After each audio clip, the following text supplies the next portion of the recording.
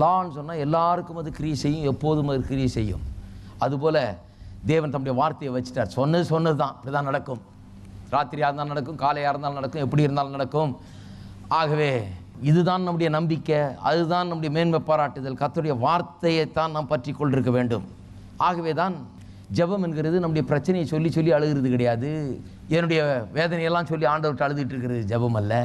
ஜெபம் என்கிறது கர்த்தருடைய சித்தத்தையும் நோக்கத்தையும் அவருடைய விருப்பத்தையும் தேவனுடைய வார்த்தையின் மூலமாய் தெரிந்து கொண்டு இந்த மாறாத நிச்சயத்தை எனக்கு கொடுக்கும்படியாய் ஆணையிட்டு கொடுத்த தேவனை மதித்து, அவர் எவ்வளோ அன்பு வைத்திருந்தால்னா எனக்கு உதவி செய்யணும், எனக்கு நான் அதை நிச்சயமாக நம்பணும்னு சொல்லி வாக்கு பண்ணி கொஞ்சம் கூட போய் உரையாத தேவன் அதை ஆணையிட்டும் கொடுத்திருப்பார் என்றால் அது என்னதான் அப்படி சொல்லியிருக்காரு அப்படின்னு நான் ஆராய வேண்டும்.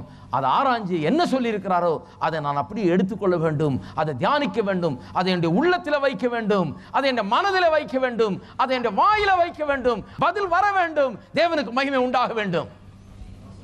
இதுதான் ஜெபம்.